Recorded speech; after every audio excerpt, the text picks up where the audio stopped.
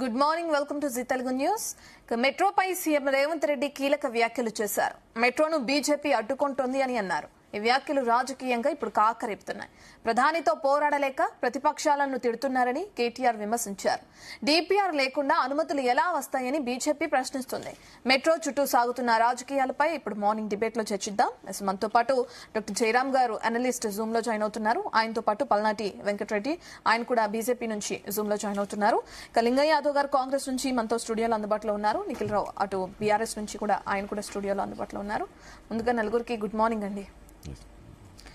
First Jayaram గారి దగ్గరికి వెళ్దాం. జయరామ్ గారు, మెట్రో వివాదం చూస్తుంటే కేవలం ఇది రాజకీయ క్రెడిట్ కోసమే అంటారా, లేదంటే రవాణా ప్రాజెక్టుని 3 పార్టీలు బలి చేస్తున్నట్లు అనిపించడం లేదా? ఎలా చూడొచ్చు అంటారు? మీకు ప్యానెల్ లో ఉన్న మిత్రులకు, జీనిస్ ప్రేక్షకులకు మరొకసారి నమస్కారాలండి. నమస్తే. దీంట్లోపల మనం ప్రధానంగా అబ్జర్వ్ చేయాల్సిందంటే అధికార పార్టీ, ప్రతిపక్ష పార్టీ. అధికార పార్టీ, ప్రతిపక్ష పార్టీలు ఇక్కడ మెట్రో ప్రాజెక్టు కోసం అయితేనేమో సింపుల్ గానే అయిపోతుంది. దీని గురించి పెద్ద పరియాల్సిన పని లేదు. ఎందుకంటే అధికార పార్టీకి ఇంకొక అధికారం అంటే సెంట్రల్ గవర్నమెంట్ తో ఉన్న సంబంధాలు అందరికి తెలిసిన విషయమే. మన సంబంధాలు ఉన్నాయి. రేవంత్ కి అయితే ఇంకా కొంచెం క్లోజ్ సంబంధాలు ఉన్నాయి. సో తను ఏదైనా మాటలతో తెచ్చుకోవచ్చు.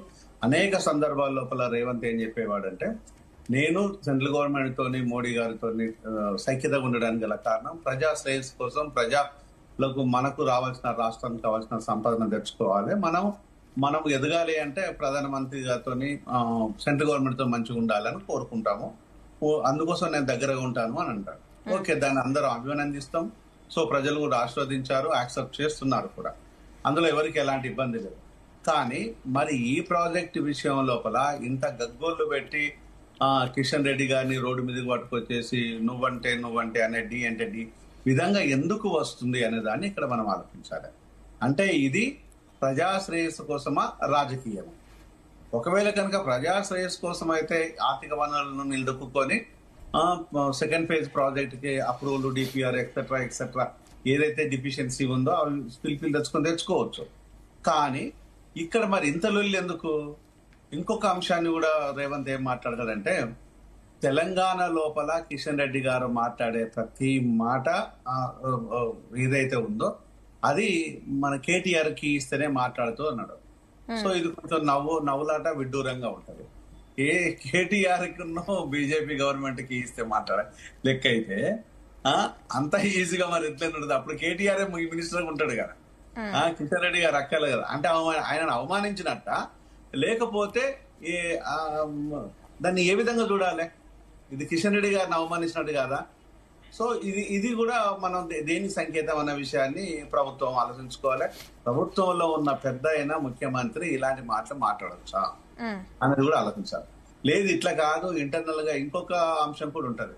లేదు కిషన్ రెడ్డి గారిని ఇలా రేవంత్ రెడ్డి అంటూ ఉంటే వర్సెస్ బీజేపీ వర్సెస్ కాంగ్రెస్ ఉంచాలనే రాజకీయ ఒప్పందమా అనేది ప్రతిపక్షాలకు అనుమానాలు వస్తాయి. దాకా కిషన్ రెడ్డి గారిని పట్టుకొచ్చి మాట్లాడుతూ చేయడం వల్ల ఇక్కడ Kishan Reddy versus Revanth Reddy, BJP versus Congress లాగా కనిపించడం కోసం డ్రామా లాగా కూడా ఇంకో రకం కూడా బీఆర్ఎస్ ఆలోచిస్తూ ఉంటది. మాలాంటి వాళ్ళం కూడా అవునా అనే విధంగా ఉంటది. ప్రజలు కూడా అట్లెందుకు కాకూడదు అంటారు. అంటే ఇది అసలు రేవంత్ ఏం చెప్పాలనుకుంటున్నారు? రేవంత్ ఒకవేళ కనుక ప్రాజెక్టును తీసుకురావాలనుకున్నప్పుడు రేవంత్ కి అడ్డే లేదు. ఇక్కడ కాంగ్రెస్ లోపల రేవంత్ తీసుకొస్తాడే వద్దనే వాళ్ళు లేరు, బీజేపీ దగ్గర పోతే కాదనేది లేదు. మరి ఎందుకు ఈ లొల్లంతా?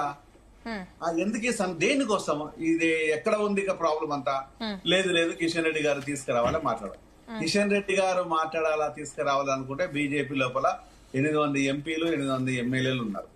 మరి ఇంతమంది వదిలేసి ఒక కిషన్ రెడ్డి గారికే మోడీ, అమిత్ షాలు చెప్పినట్టు వినే లెక్క అయితే మిగతా వాళ్ళు పనికిరారా? ఒక వ్యక్తితోనే ముడిపడి ఉంటుందా వ్యవస్థ అంతా అనేది కూడా ఆలోచించాలి.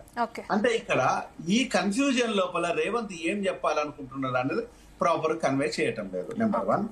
నెంబర్ 2, తను చెప్పాలనుకున్న విషయాన్ని టార్గెట్ చేసే విధానాన్ని అది ఏ విధంగా ఉంటుందా అనే విషయాన్ని కూడా దాన్ని తేల్చుకోలేకపోతున్నాడు. ఇది ఇలానే నవ్వులాట, తులులాట ఉన్నట్టు అయితే రేపు కాంగ్రెస్ కు ప్రమాదం వస్తుంది. కాంగ్రెస్ లో ఉన్న ఒరిజినల్ కాంగ్రెస్ నాయకులు ఎవరైతే ఉన్నారో వాళ్ళకి ఇబ్బంది వస్తాయి. దీంట్లో నేను చాలా క్లియర్ గా చెప్తున్నాను. కాంగ్రెస్ నమ్ముకొని ఇప్పటి వరకు ఉన్నారు అంటే రేపు నేనైతే పోను, నేను ఏ రాజకీయ పార్టీలకు పోను, అలాంటి సందర్భం వస్తే అది వేరే విషయం అనుకోండి. ఒకవేళ అలాంటి పరిస్థితులకు మాలాంటి వాళ్ళు కానీ ఇంకెవరైనా రావాలి అనుకుంటే ఇది కాంగ్రెస్ ను కనుక ఒక ఎస్సీ ఎస్టీ బీసీ మైనారిటీ ప్రభుత్వం లాగానో పార్టీ లాగానో చూసే విధానాన్ని రేవంత్ దెబ్బ కొడుతున్నాడా ఇంకో 20 ఏళ్ళ అనే డౌట్ నాలాంటి వాడికి వస్తాయి. ఎందుకు అంటే కాంగ్రెస్ ఇలా గల్లీలో ఉన్న వ్యక్తి రేపు ఢిల్లీకి లీడర్ అవ్వచ్చు, ముఖ్యమంత్రి కూడా కావచ్చు. ఎగ్జాంపుల్ రేవంత్ మొన్నటి దాకా గల్లీ బ్యాచ్, అదృష్టం బాగున్నాడు, ఈరోజు ముఖ్యమంత్రి అయ్యాడు. అలాంటి రేవంత్ అభంగా లేనిది అంతకంటే మేధావులు కాంగ్రెస్ లో లేరా? అంతకంటే లౌక్యం ఉన్న వాళ్ళేరా? అంటే కాంగ్రెస్ ను చంపడం లోపల గల కారణాలు ఏంటి అనే విషయాన్ని కాంగ్రెస్ లో ఉన్న లాంటి కాంగ్రెస్ ను ప్రాణం పెట్టే నాయకులు చాలా మంది ఉన్నారు, ఇంక్లూడింగ్ మా తమ్ముడి కంటే కూడా చాలా మంది ఉన్నారు, తను ఉన్నాడు. మరి ఇలాంటి వాళ్ళు రేపు భవిష్యత్తు దెబ్బతింటుంది కదా. ఎందుకంటే మనం మాట్లాడే విధానం ఏదైతే ఉన్నదో ఈరోజు ప్రజాస్వామిక బద్ధంగా ఉందని మనం అనుకుంటే అది అహంకారంగా కనిపిస్తుంది. ఇది ప్రజాస్వామ్యమే అనుకుంటే విపరీతమైన అహంకారం. లాస్ట్ టైం మన అహంకారం మీదనే ఎలక్షన్లకు పోయినాం అని అనుకున్నాం, పోయినామని చెప్పాం, పోయినామనుకున్నాం. ఆ అహంకారం 10 ఏళ్ళకి వస్తే ఈ అహంకారం 2 ఏళ్లకే వచ్చింది కదా. మరి దాన్ని మాట్లాడదాం. రైట్ జయరామ్ గారు, మళ్ళీ వస్తానండి మీ దగ్గరికి. అంటే ఇవన్నీ 1 సెకండ్